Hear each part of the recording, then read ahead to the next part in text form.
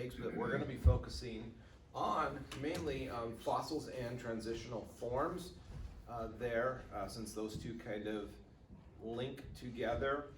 And again, we want to start with the premise that we have that really what we're dealing with is two competing worldviews. Again, either a biblical worldview or an atheistic worldview, a worldview that denounces God, and I would even go so far as it's a satanic worldview is what it is. Okay? Any other worldviews that are outside of a biblical worldview have their origin in satanic philosophies. That's his entire purpose behind it, is to draw people away from God. And ultimately to worship something other than God. And that's exactly what evolution is. It is a worldview intended to explain the universe apart from God.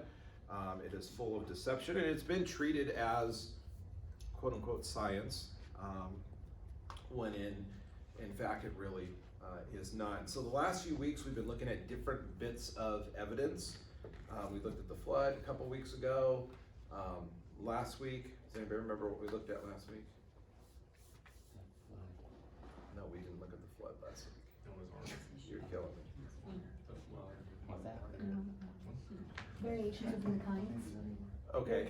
Is one of the things we talked Okay. about. Okay, we talked about micro versus macro evolution. So for those of you who weren't here, we looked at the two kind of different terms and being important to define terms when it comes to engaging with somebody who doesn't know or doesn't understand or maybe has never heard anything other than what's been presented in the science classroom in the public schools or wherever they were taught, or universities, and to understand the difference between what is often spoken of as what we think of evolution, which is what we would call macroevolution, meaning evolution basically from one-celled or basically from non-life, okay, and one-celled organisms all the way up to mankind, which would include what we're going to talk about today, these transitional forms that supposedly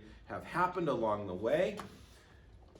On the other hand, a lot of times the evidence that is pointed to is what we would call microevolution, which is changes that we see, and that's all that term evolution means.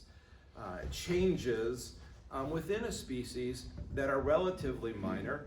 We mentioned the example that Darwin himself gave and the different finches that he investigated, and I think it was up to 15 different species of finches that he took a look at, and noticed that they had different styles of beaks, and some were better able to adapt during periods of drought and this and that.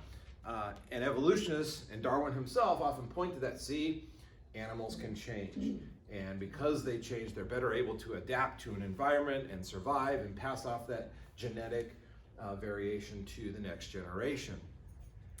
Well, that is true, and no creation scientist would deny that. But the problem is, at the end of the day, no matter how much the beak has changed, that bird is still a bird, and more importantly, that bird is still a finch. Okay, it did not change from a finch to an eagle, and it definitely didn't change from a finch, over hundreds or thousands or millions of years into some other organism that is outside the bird category. And that's what evolution is trying to say, is it's trying to compare these minor little changes. And one of the things we mentioned last week was those changes that we see are changes in the genetic code that already exist.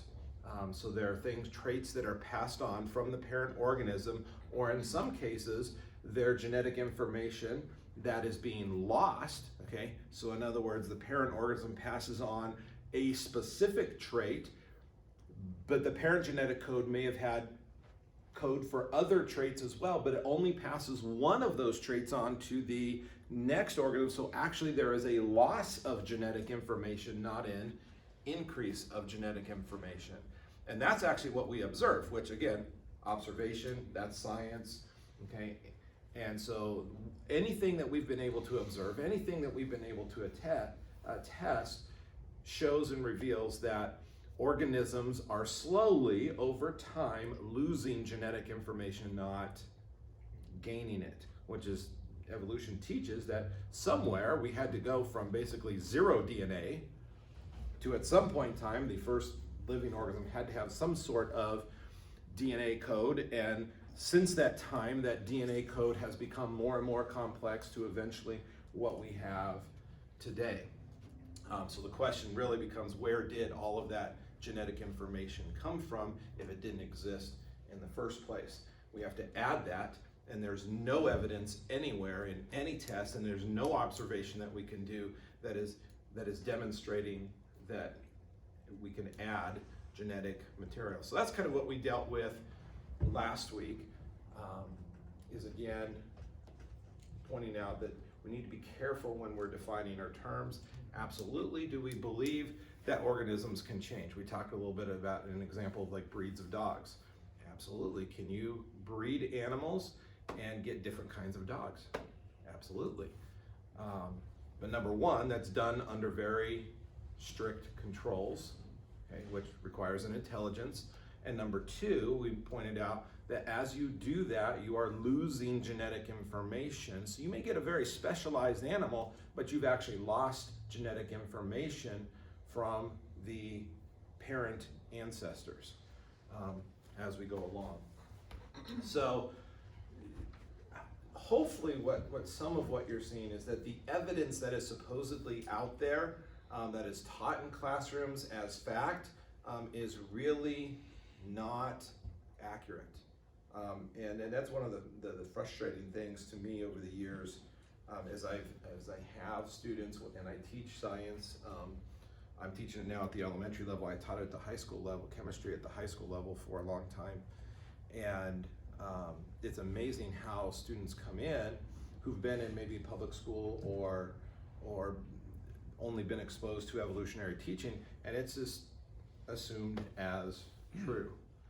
Because they haven't heard anything else, and it's just taught as fact rather than presenting, well, here's the different viewpoints, and then now we're going to look at the evidence, which is what science should do, and we're going to see which one best explains the evidence and go from there.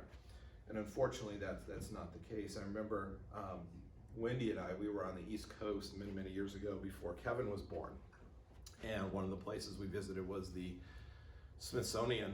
It was the Natural History Museum, I think. Yeah, it was, and they have a nice fossil set up there, and we happened to be right behind a couple girls who were wandering through, and we were just kind of listening to them as they were talking, because of course all of the nameplates in front of the fossils not only identify the supposed fossil, but they also have the supposed dates there. And they were asking the question as they were going through, because a lot of them said, 65 million years ago, or 70 million years ago, or whatever they might say. Well, how do they know, they're 65 million years old? And I thought, that is like the perfect question to ask, because the answer to that is, they don't know. Because no one was actually there to observe. It's an assumption based off of a worldview. I assume that there is no God. I assume because there is no God, everything happened by naturalistic means. Because everything happened by naturalistic means, the only explanation that is out there is evolution, which of course takes a long time. And of course, if it takes a long time, then I have to assume that these things that are now supposedly extinct, such as dinosaurs, we've got somewhere between this range. So if I see a fossil, then it has to be clearly this old. And then you're going to end up with circular thinking there. It's not based on evidence. It's not based on actual observable science. It's always based on assumptions. Now, to be fair, do we as creationists, and believers make assumptions as well? Yes, Our assumptions are made, though, based on the testimony of God's Word, who was actually an observer to see these events happen. So that's the big difference, I would say, as we go through. I wanted to start with this here. Well, first of all, the title's a little humorous, but I don't know how many of you guys remember the BC comics that used to be on the, I'll read it to you here. It starts off, clams got legs, shut up and go to sleep. Who's that, dear? Old Chuck Darwin. Okay, class, we took a field trip and searched all day for something special, but found nothing. And then today, we looked for it all day again and still found nothing. What would that give us, class? Double odd, 2 nothings, nothing squared. Okay, that's it for today, kids. You're starting to get the picture. We'll do it again tomorrow. Hey, Charlie, what class is that? Missing Link 101.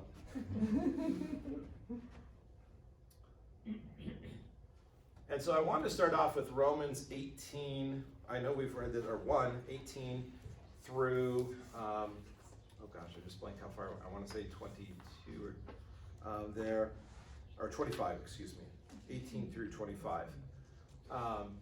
Because I wanted to point out a couple quick things. First of all, in 18, there it says, the wrath of God is revealed from heaven against all the ungodliness and unrighteousness of men who suppress the truth in unrighteousness. I wanted to go back to this as we start. Very much what we're going to talk about today is this idea of suppressing the truth. There is a lot of evidence to point to what the Bible tells us actually happened. And there's a lot of resistance to that. There's a number of things that have been discovered in recent years that have gone completely in the face of evolution and their time frame for fossils. And we'll mention one of those specifically here in a few. And it's one of those things that even despite evidence that flies directly in the face of what they claim, we're going to suppress the truth, because if I believe in the truth, then I have to believe in God. If I believe in God, then that means I'm a sinner in the face of an almighty holy God, and he has claim over my life as the sovereign Lord. And so you have people who suppress the truth because that which is known about God is evident within them, for God made it evident to them. For since the creation of the world, his invisible attributes, his eternal power and divine nature have been, what's the next word? Clearly seen, being understood through what has been made, so that they are without excuse. And so again, mankind has no excuse not to know there is God. Now this isn't saving knowledge, but this is often what we call condemning knowledge. Okay? There is enough knowledge out there to condemn man that, yes, you should know that God exists and God has revealed enough of himself to you that you can be held accountable. Now the nice thing is, has God also given us saving knowledge? Yes, okay, with his word, sending his son down. Continuing on, for even though they knew God, they did not honor him as God or give thanks, but they became futile in their speculations, and their foolish heart was darkened. Professing to be wise, they became fools. Okay? And you see this today, I think, is amazing how foolish these men with PhDs and college professors and things like that can be when teaching this. Okay, and the ignoring what is right in front of them. And they exchanged the glory of an incorruptible God for the image in the form of corruptible man, and of birds, and four-footed animals, and crawling creatures. Therefore God gave them over to the lusts of their hearts, to impurity, that their bodies might be dishonored among them. For they exchanged the truth of God for a lie, and worshipped and served the creature rather than the Creator, who is blessed forever. And so I wanted to start with that just as a reminder that it is a worldview battle. It is a battle between God's truth and the lie that Satan has perpetrated since the beginning, really. And that question that he asked Eve, and what was that question that he asked Eve to start that whole process we call the fall? Did God really say? Yeah, did God really say? And I don't think Satan has stopped asking that question. Satan does not have a huge repertoire of, tricks, up his sleeve. And yeah, you're right, he doesn't really need it, okay? He doesn't really need it. He kind of goes back to the same bag that he used with Adam and Eve. And I think often when we fall in sin and we are tempted, often that question is, did God really say this? Is this really what God said is not good for you or is good for you? And we call into question and we doubt, okay, what God has clearly communicated in his word. And so today we're going to look at predictions of the two models as it relates to fossils and transition forms. So let's start with evolution. What would evolution predict? Evolution would predict that there should be lots of fossils because we've had long ages of time.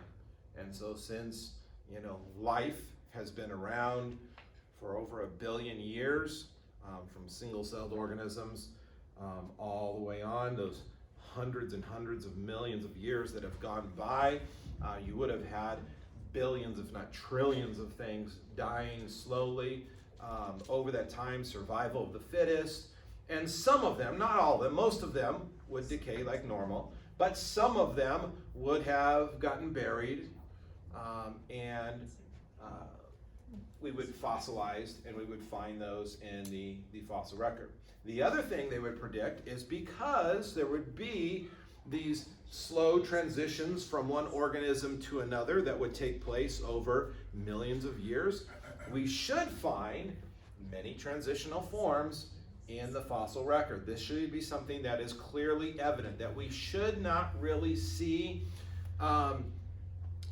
breaks, if you want to say, in the fossil record. We should see kind of this slow moving from one organism to another and all these intermediate transitional forms. What we should not see is just one kind and then another and then another. We should see something linking these different kinds of animals or plants that supposedly exist. And we should find many extinct forms. And this would be true because as certain animals are able to, organisms are better able to adapt because they are mutating. Some animals don't have those mutations or those variations, and therefore they die out due to environmental changes, climate changes, whatever it might be. And so we would have many extinct forms as a result of that. The creation model and predictions would say there's going to be an abundance of fossils as well due to one major event, and that is the flood. When we talked about the flood, the immense turbulence, okay, and the eruption of water from underneath and basically ripping and tearing the Earth's plates apart, and the amount of sediment and dirt and rocks that you would have, and of course the massive death, okay, toll that would have been, everything was completely wiped out, minus Noah and the animals that were on the ark. Everything else died, so you would have billions and billions of dead things, and the amount of sediment that would have been tossed around would have buried many of those quickly and rapidly, and that's a one-time event. So we would not expect to see a lot of fossilization going on today. We would also not expect to see any transitional forms since there was one creation and it happened in 6 days. There are no in-between forms slowly moving from one to the other. We would expect to see dead things, dead fossils, but we would expect to see all your different kinds, your different dinosaur kinds, your different bird kinds, your different dog kinds, your different mammal kinds, but we would not see transitions from one to another.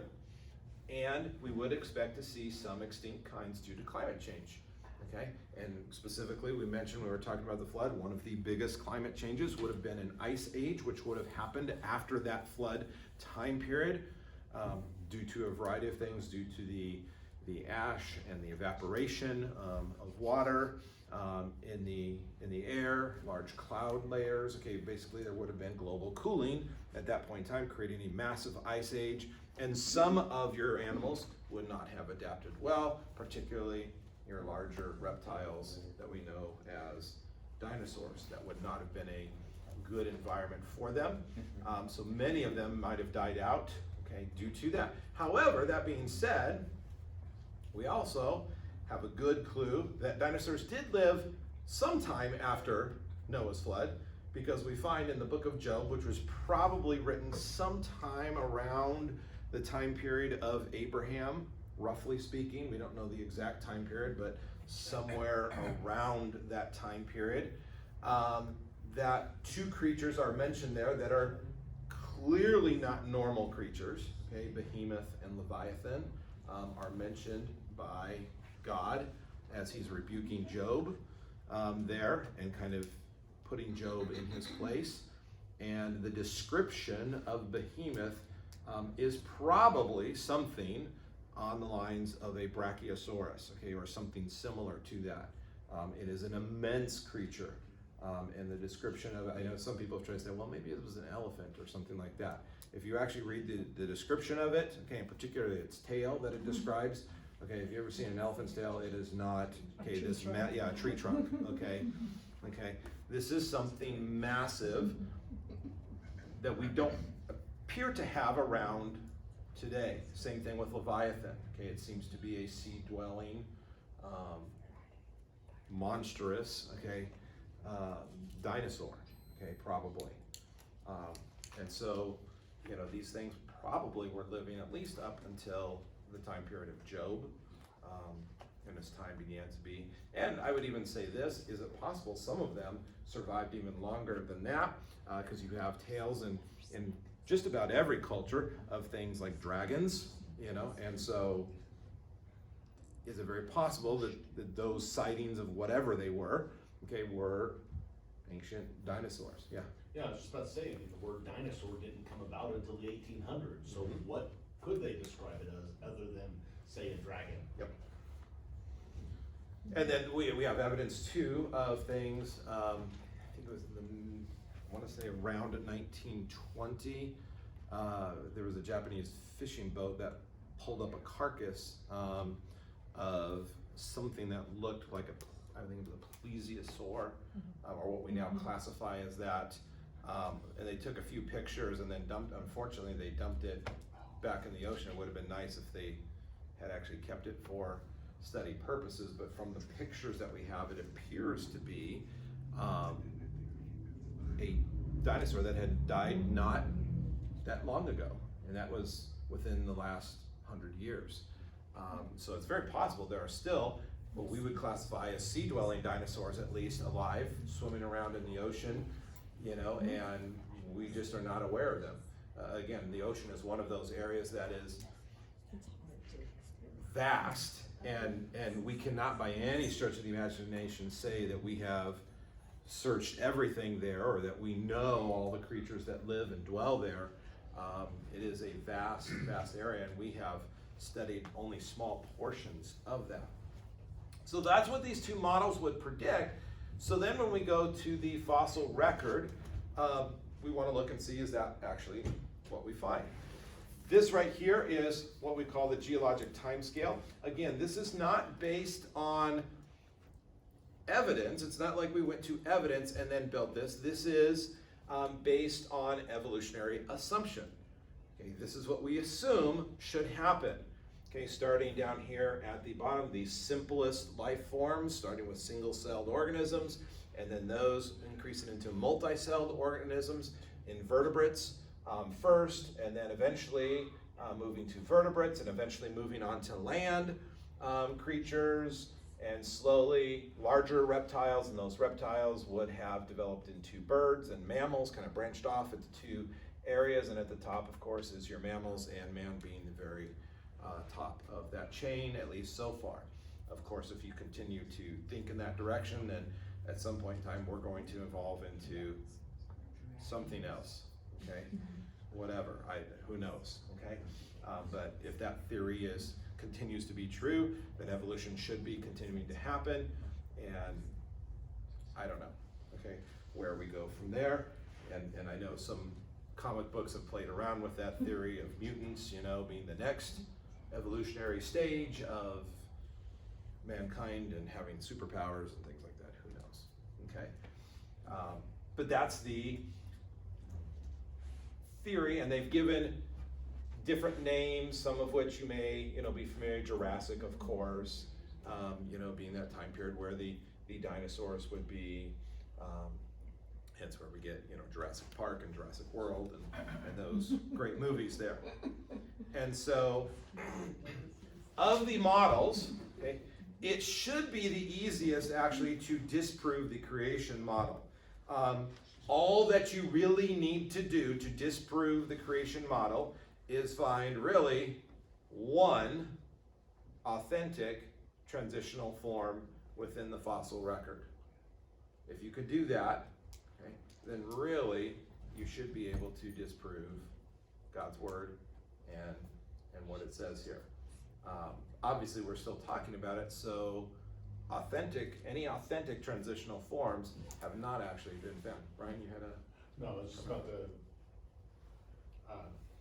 and vice versa, it should be pretty easy to disprove the evolutionary one, based on that later, why do we see mammals below some of the lowest things on that chart? Well, yeah, we'll get there, okay? Yeah, that becomes a very difficult explanation, you know, when you get to that, in terms of that we don't actually find the fossils completely in that order. Right. You know, now I will say this, let me go back here. And to be fair, a lot of the fossils we do find, are they sort of in this order? Yes. Yes, okay? And here's a easy explanation for that, okay? Well, if the flood, generally speaking, was a major marine catastrophe, and the massive portions of the water were erupting from underneath, who would die and be buried first? Marine animals. Marine animals, okay? And particularly your simplest life forms that maybe had or did not have the same ability to swim away or whatever, so they would be buried first and so on. Those land animals would be at least attempting to climb to higher ground or escape from the devastation that was occurring. And so, yeah, technically, would you find these type of creatures buried at higher levels? Sure. And so, in one sense, yes, do we find your simpler life forms, okay, your bottom dwelling type sea creatures buried at the bottom? Yes. However, is that consistently always true? No. And that becomes a very serious problem. Okay, while this is a general pattern, it should be an absolute pattern if evolution is true. I should not find any mammals buried down here, because you're talking about a distance, okay, separating these of hundreds of millions of years of sediment that has supposedly been laid down. And so that becomes a very, very serious problem. Yes? So basically, if they're out of order, it's because the flood and all that upheaval could have pulled them under, you know, to the lowest part. Well, they would have all died at the same time, and so, yeah, some of them would have been mixed around. And again, if the entire earth is buried in a deluge, okay, and it tells us that even the highest mountains were covered up to 20 feet of water. So while yes, these in theory would have been buried first, some of those that would have maybe survived the initial onslaught, you know, you may have had some fish that were floating around or whatever and would have been buried higher, and some animals that would have been pushed under, you know, to a quote-unquote lower level. And so from a biblical perspective, I have no problem seeing a mixture of creatures, even though generally, yes, would I expect sea creatures to be buried first and go up from there. So it doesn't do any damage to the creation model, but the evolutionary model, yes, it becomes a very, very difficult problem to explain. Okay, real quickly, we're going to talk a little bit about how fossils are actually formed. Okay, so I'm going to put up here kind of how they're not formed, but a lot of times this is kind of what you see in books and things like that. So you have an animal that dies, and I'm putting a fish up here because over 95% of your fossils are sea-dwelling creatures to begin with. So we're going to use our little fish here, and of course, slowly over time, sediments are laid down, they harden, there you go, there's your fossil. Okay? That's a lot of times kind of what's portrayed or what's taught. That's not really reality. Reality is, first of all, a lot of marine organisms, you die, okay?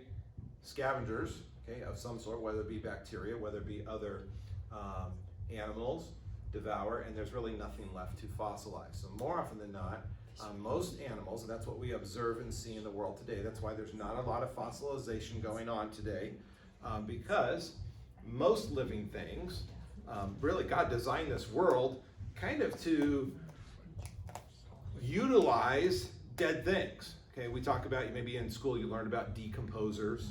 Okay, something dies and it decomposes, okay, and either other scavengers eat it, fungi or things like that, okay, decompose it to make use. The earth, in a sense, kind of takes care of itself. And so very rarely is something left, whether it be plant or animal, to actually fossilize. And it definitely doesn't typically happen in this slow process that is often described that takes long periods of time to fossilize. What is more accurate, and I'll go over some of the details here, is you have, we won't call him Nemo here because we don't want anybody to be sad, but he's having a good day until, and he's buried quickly. And if the right chemical agents are there, okay, right minerals are available, okay, then he'll turn into a fossil. So it requires quick burying.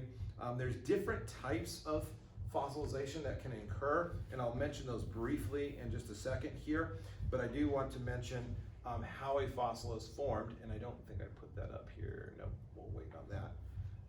So we'll start with how are fossils formed. Number one, they have to be formed rapidly, and for the reason being what I just kind of showed you, if they're not formed rapidly, then anything, okay, that's living typically will decompose and return to the earth, be eaten by scavengers, and there's nothing left to fossilize. So the slow laying down of sediments, that doesn't work. The organism has to be buried rapidly. Okay, so if it's some of these fossils, and I'll show you some that are where we see animals completely fossilized or whatever, they have to be buried quickly. Okay, long ages would result in, again, that the bones or leaves or whatever would be spread and broken apart and eventually decay.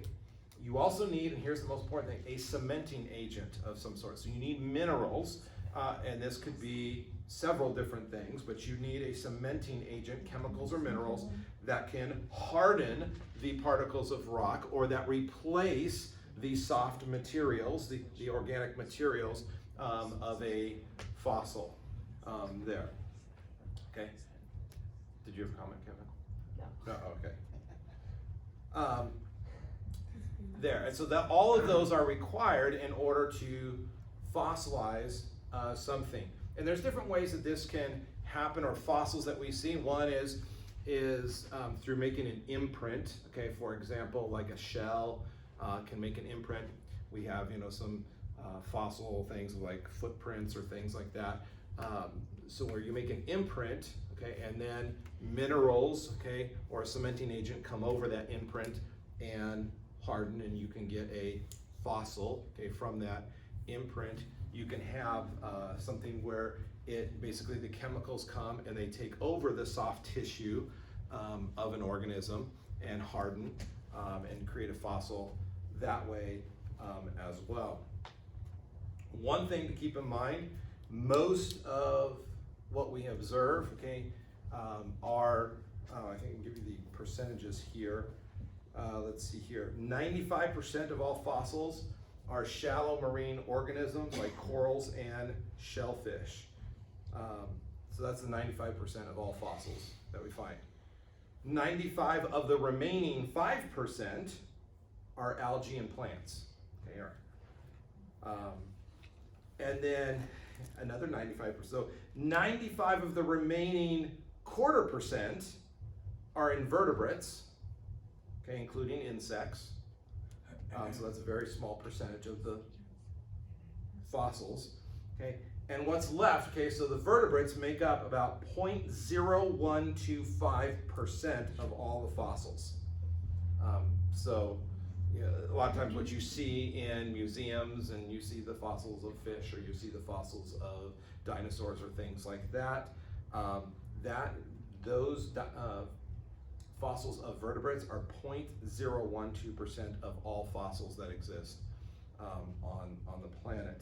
And in addition to that, and this is where a real problem happens, when I'm looking for evidence and we find fossils of whatever, okay, a dinosaur or some other kind of creature, more often than not, those fossils of what we actually find consist of one bone, okay, or less than that, a piece of a bone. So what you see in a museum, more often than not, is pieces from multiple different animals, okay, that they find from multiple different areas that are pieced together, and a good chunk of what you see is actually fake. It's not actually all real bone there. Most of it is, we found these pieces, and we've pieced these together, and then to complete the entire structure, we make up what we think are matching pieces, you know, ribs, or matching finger bones to make the other hand or something like that. And then we put it in a museum so it looks all complete. But more often than not, what you actually see, most of it is actually not real fossil, right? I was about to say, you can actually see that process. Go down La Brea, and they're pulling out, oh, this looks like a dingo. Okay, then let's try to find the pieces that make up a dingo. And it's just funny to see that that's what they do. Well, here's the problem that creates too, for all scientists, but especially when you're looking at evolutionary science, where I have assumptions and bias going into it. I'm now trying to piece together something. It's kind of like putting a puzzle together, you know, a multi-thousand piece puzzle without directions and without a picture. I have no idea what the picture is. And so when I'm putting these pieces together that I assume form some kind of organism, I'm putting these together and I really don't know what it is that I'm putting together. And I think this is what it forms. Okay, now in some cases, do we believe we're pretty accurate? Sure. I was reading about one earlier this week where, I'm forgetting the name of it. It started with a C and I'm totally blanking on it. But it was kind of an eel-like creature. But they were, the teeth that they had, and basically when it dies, you know, the bones, once it decays, go in all kinds of different areas. And then eventually sometimes they're buried and fossilized. But the problem was, these teeth, they're only finding like, you know, a tooth here and then a tooth here, but these teeth are practically microscopic. They're very, very tiny.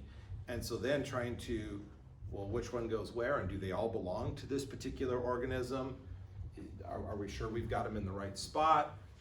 Who knows? And again, it becomes kind of guesswork, and so we're recreating creatures in terms of guesswork, and this is where we're, well, okay, this must be a transitional form. Well, how do we even know that this bone goes with this creature sometimes?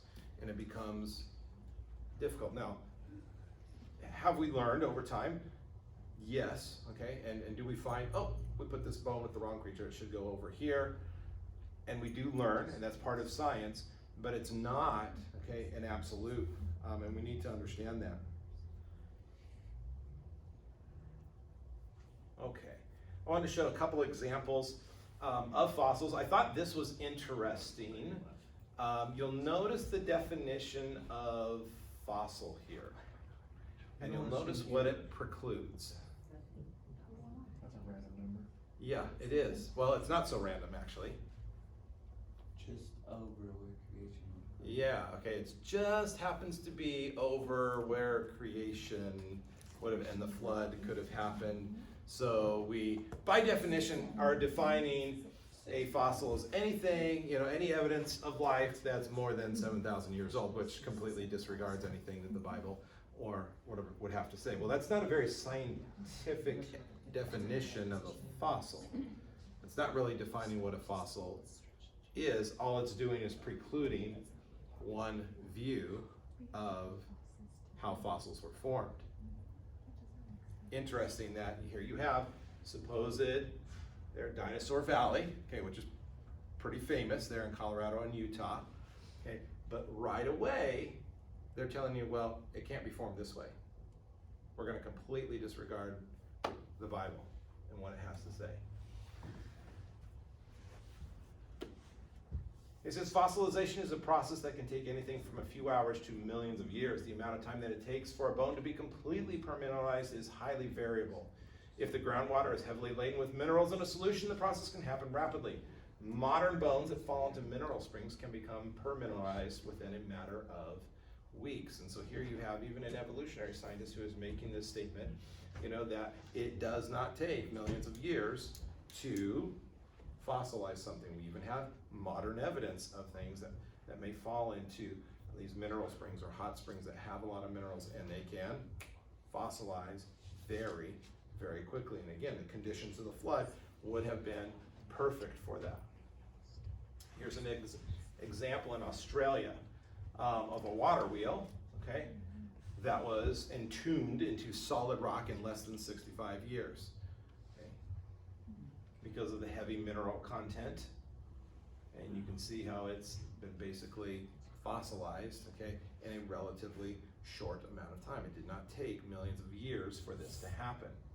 I don't know if this was Indiana Jones, in his last days or what, okay, but this is a hat that was in a salt spray mine that was covered with water for over 50 years, and the mineralization there, it calcified the hat, so you have a fossil hat.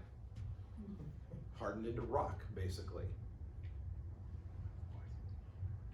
I guess you could say it's a hard hat now. Come on. Okay, this is, again, evidence that fossils, this is one of the fossils. I had a picture of another one, and I can't find it now. But, no, the dollar was not originally there. That's just comparison for size. But here you have a fish in the midst of lunch or dinner or breakfast, I don't know which one, but obviously this required rapid burial and death. Okay, here's a kind of a close-up of it as this fish was eating another fish, okay, apparently in the midst of that there, and died and was buried and fossilized rather quickly. This did not happen over long ages of time, okay, obviously.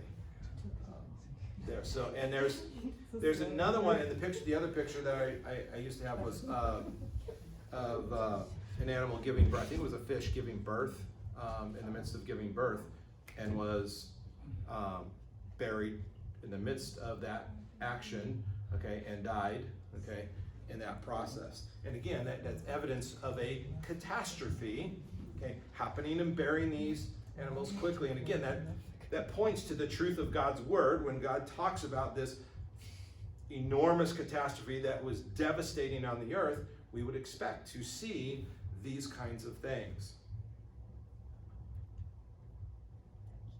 Now here's a more recent piece of evidence, okay, that's kind of interesting, and this has been brought up several times in recent years, and this has to do with a T-Rex bone, and they took some slices, I believe, from the hip bone of it, and the big thing that they saw, okay, and you see down here at the bottom, is that they found what they believe were red blood cells within this T-Rex bone. You think, well, why? Of course, you know, T-Rex had blood, so why is that a big deal? Well, if supposedly these bones are 65 million years old, there should be no red blood cells remaining anymore. They should be completely destroyed over that amount of time. If, however, they are only a few thousand years old, then that changes things dramatically. Then we would expect to see some red blood cells and possibly DNA in them, because the lifespan of the denigration of those is within, I think, I remember recently, I think it's within a few 100,000 years before they degrade to the point where they are undetectable anymore. And so this was pretty exciting to these scientists. The only problem is that kind of flew right in the face of what they believe about dinosaurs. So they've kind of swept this one under the rug, even though it kind of every now and then pops its head again to a large degree. Scientists have kind of swept this under the rug. And while we still believe that dinosaurs and T-Rex, 65 million years ago, even though there's evidence that they were around much more recent, that they were not fossilized, 65 million years ago. And you even see in this statement here, where he ends with saying this, it says, it looks like it came from an animal that died 200 or 300 years ago, but we know that couldn't have happened, even though it suggests, these may have been alive fairly recently. Well, but of course we know that can't be true, because our assumptions are this is when they lived, and so obviously there's something wrong with this data here, because it contradicts our assumptions. Well, wait a minute. Good science says if data and evidence show that your assumption is wrong, what do you change? Your assumption, not, oh, well, the data's wrong. But they can't. Well, that's the thing, is if I change my assumption, then It's acknowledged God. yeah, all I'm left with is the other option. And so that becomes a problem. And also now I have to be responsible to God's word and God's truth and what he's asking me to do. And I don't want to do that. This is another picture kind of not just the geologic timescale, but starting with kind of the, I shouldn't say creation of the earth, but the evolution of the earth.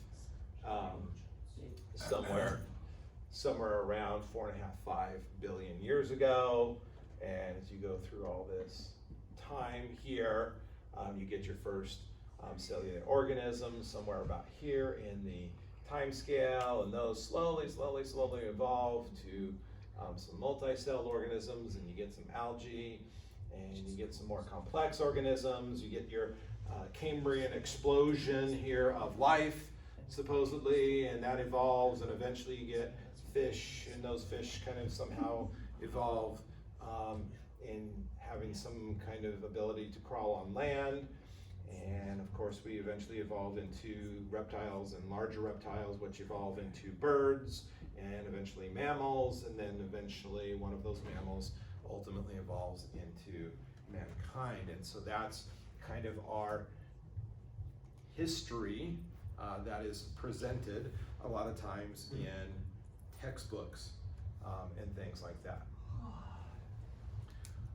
So what does the fossil record show us, actually? Number one, fossils are buried out of their geologic order. We mentioned that already, so I'm not going to spend much more time on that. But we don't actually find them from simplest to most complex. We find them mixed up a little bit. We find simple organisms, marine organisms, up in some of the top layers. We find things kind of flip-flopped at times. And so that presents a real challenge. Why are they out of their geologic order? Especially if spans of time in the millions of years are supposedly separating these. That's a difficult question.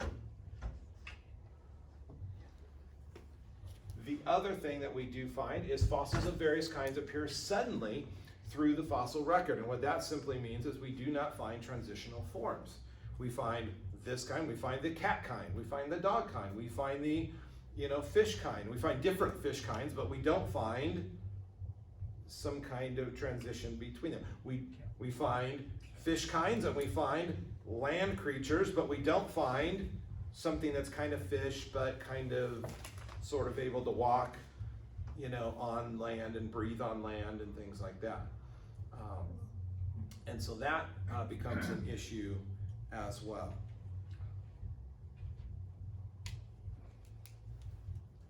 There's no authentic transitional forms found in the fossil record when we should find many. We should find tons of them. By now, paleontology is far enough along that we should have found thousands, if not millions, of transitional forms in of both plants and animal life, and we have not found any authentic ones. Now, I am sure you guys have heard of different transitional forms, or taught some. Just about every year, there is some new one that's found or discovered. I remember a couple of years ago, I was reading the news and they'd found, it was a thumb bone, I believe, of some animal. And before they really had done any research, on it, they'd found it and they were immediately claiming this is a missing link between ape-type ancestor and mankind because it had, some unique feature to it. Well, a few months later, they found out it was just some extinct lemur, finger bone. And you see that happen a lot where they'll make a find somewhere, and before any real serious research is done, immediately they're claiming it's a missing link of such and such. And if you read, a year or two later, all of a sudden, you'll find out, oh, well, okay, it was actually this. And the reality is it was just an extinct animal, or it's an animal maybe we already know of, maybe a more distant, ancestor of that, but it has no relation to any actual transitional form. But you never see those retractions printed anywhere. At all, because again, that would fly in the face of what is believed to be true. Yeah, right? Yeah, most of those original articles are like, we think, we believe, this will lead us to, and they don't, so they don't ever technically have to backtrack because it's based on conjecture. it's based on conjecture, supposition that isn't right. And here's the thing: those are always front page articles, whether it's online or whatever. But then when they find out it's not quite exactly what they thought, where do you see that? Yeah, okay. If it is published in the last page. Yeah, you never find those kind of things. And that's, one of the things that I think is disingenuous there, is if you're going to claim something, then you need to own up when it's not quite that way. Yeah, the thing. Kind of look at it as the scientific version of boy cried wolf. Very much so, yeah. And unfortunately, I think if people knew how many times wolf had been cried, a lot of people would be a lot more hesitant to take this as a serious scientific theory. I don't know if we'll get to it today, but we're going to walk through some of the times that wolf has been cried in the sense of, oh yeah, this is transitional form. Oh yeah, this is transitional. Oh yeah, this is transitional form. And it's kind of, well, no, science really doesn't point to that. Hey, John. Yeah. So do they actually teach this in schools? Is there a section in books that talk about? Well, I'm going to show you some pictures that are found Or they just gloss over it, saying this is a possibility. No, this is taught, and I'm going to show you some pictures here of there's two really big ones that used to be in textbooks, big time, and then there's a couple others that are also mentioned as well. I didn't put them up in the slideshow today. Another one, the geologic ages merge into each other. There's no clear breaks, really, which is what evolution would like us to think. Well, there's this period and this period and this period, these clear breaks, and we don't see that. And very rarely do we find complete fossilized vertebrates. Okay. Unlike what Jurassic Park would have us believe, they're at the opening scene where you have Dr. Grant and he's, digging up the Velociraptor. Yeah, and it's a full, complete skeleton. That is almost, completely Hollywood, okay? Not only was it Hollywood in terms of what the velociraptors actually were. I mean, that was very much taking a dinosaur that was about this high and making it this ferocious man-hunting whatever. Okay, so that was Hollywood. But in addition to that, very rarely are you going to find a complete vertebrate fossilized thing. More often than not, you find a little piece here, a little piece there, another piece somewhere, a couple miles down. And so trying to put them all together to make something, again, there's a lot of guesswork that's involved in that. Okay. Another thing that would apply a major catastrophe is we do find fossils with soft tissue preserved in the midst of some action, like we mentioned, eating lunch there. It's very, very hard to fossilize something that has soft tissue, like you or I, okay, or other animals or organisms, because you have to preserve it so quickly, because soft tissue decays very, very rapidly. So it's very hard to preserve something like that. So when we do find fossils that have soft tissue preserved and fossilized, that's indication that this was rapid burial in a major catastrophe, not slow burial over long ages of time. Yeah. Okay. Yeah. So like a volcano, like stuff coming up, magma, Pompeii. all that kind of stuff. Well, Ash. Pompeii is a good example. Yeah. Okay, there when you had people who were basically fossilized in essence. Okay, 'Cause you mentioned they it's are the preserved flood, in right, the all the ash. magma? Mount St. Helens is another example of that. And we have evidence of fossilized trees and plant life and things like that. We have, I think it's over 400, I want to say over 400 feet of rock layer that it was laid down within a few years, of that time. Well, it wasn't rock within hours. It took a few years for it to harden, but it was laid down within very, very short amount of time. So we have evidence that catastrophes can, create these kind of things. And so when you have a catastrophe on the scale and size of the flood, wow, okay. Petrified forest. I want to put this up here because this is by Charles Darwin himself, okay, the supposed father of evolutionary thought, the hero, the guy we celebrated a couple years ago of his, I think it was his birthday, and how wonderful he was, in teaching us that we don't need God anymore, And he made this statement: why is not every geologic formation ever shown full of such intermediate links?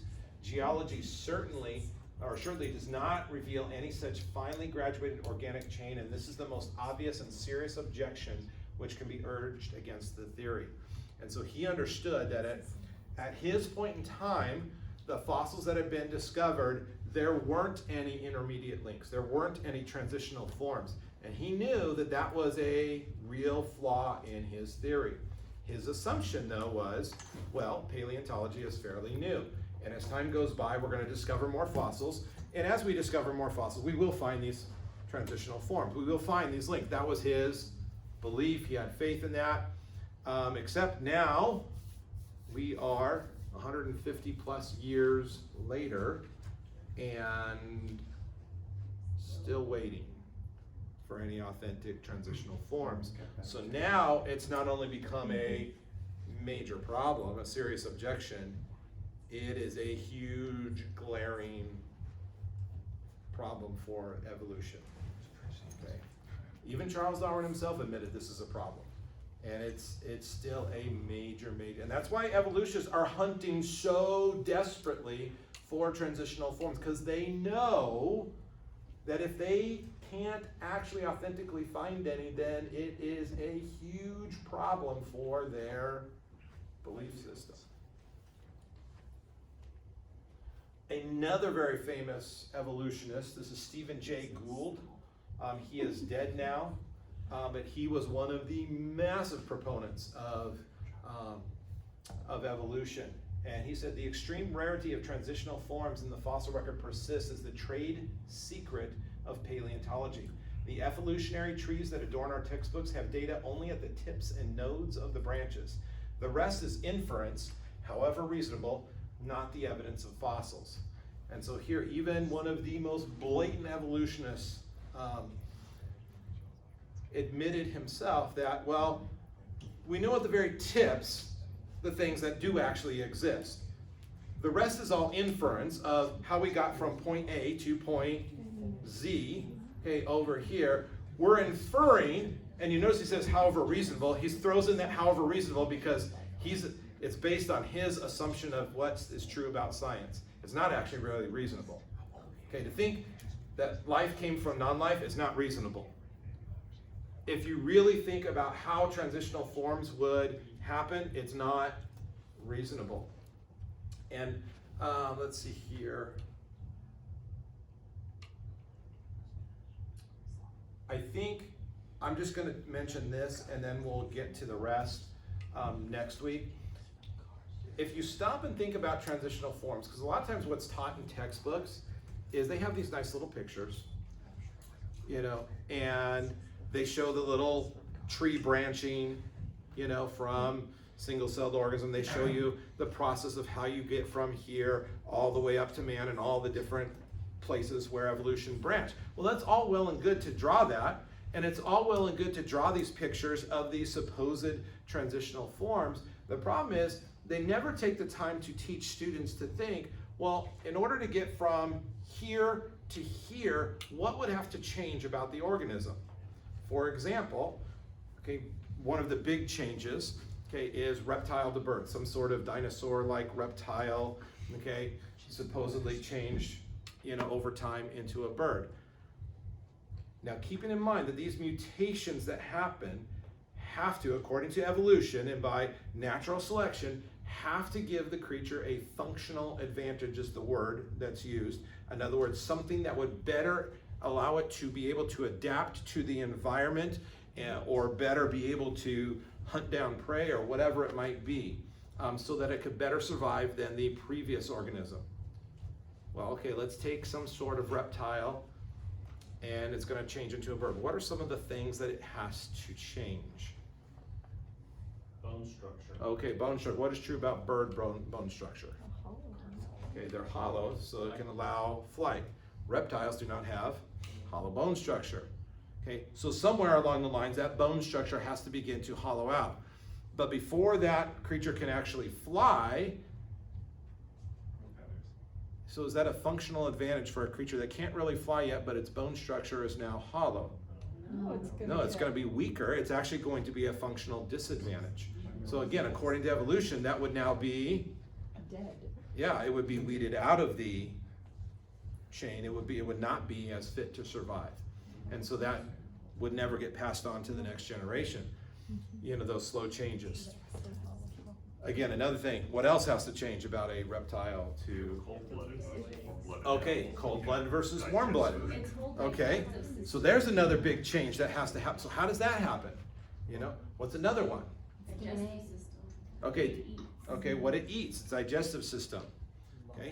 It has to lose legs and get wings. Okay, well, okay, not so much lose the legs, but its hip structure, okay, in the rear legs have to change, okay, from crawling on the ground There's a very big to, difference between a bird leg and a lizard leg. well, there's that as well, okay, but I'm even talking just about the internal bone structure has to change. Okay, which again, if I'm transitioning in between these little tiny changes, well, the little tiny changes in between, well, now it doesn't really walk as well as it would when it's a reptile, but it can't really walk upright like a bird. It's something in between. So again, it's a functional disadvantage, not a functional advantage. It's not helping the creature, you know, at all.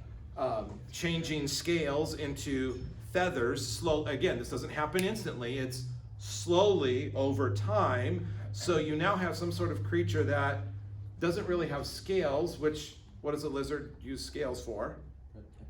Protection and temperature regulation. So if it's not really able to do those things anymore, but they're not really feathers that can allow it to fly, again, it's going to be weeded out.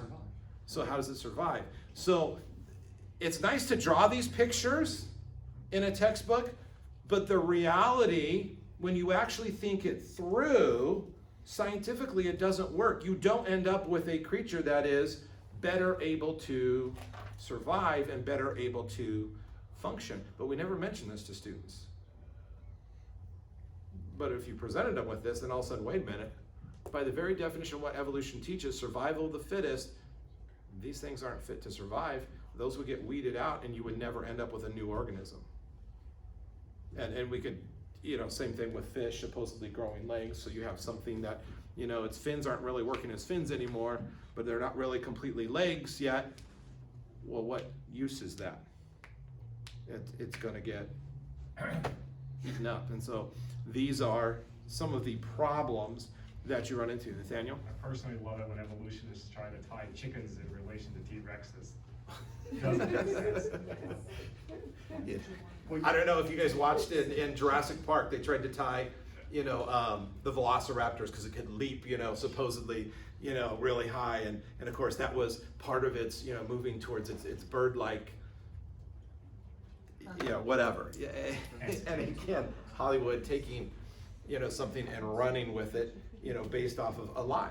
And here's the sad thing: how many kids have grown up with Jurassic Park and Jurassic World and just see this and assume that that is true, that is reality. Well, remember that all went to Imagineering to become a ride, so it Yeah, feels like the three of us. exactly.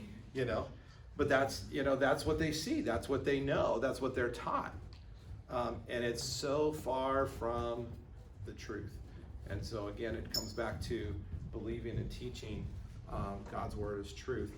Next week, what we'll go on to kind of from here is we'll look at specific transitional forms that have been proposed that, supposedly these are things and found in textbooks and drawn in textbooks, that these are clearly what happened. And what we find is, number one, not only are these either they're just extinct animals and they're not a transitional form at all, and it's even come to the point where even evolutionary scientists have admitted, okay, just an extinct bird or just an extinct this, not really, an authentic transitional form. Or in some cases, there have been, we'll have some fun with this next week, there have been some proposed transitional forms, particularly of humans, that have turned out to be complete hoaxes and fakes, because they were so desperate to find some sort of transitional form.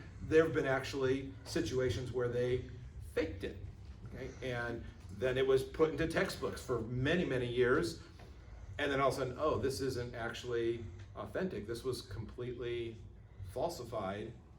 That's how desperate they are to find some sort of transitional form. So we'll look at some of those next week. We'll stop there today.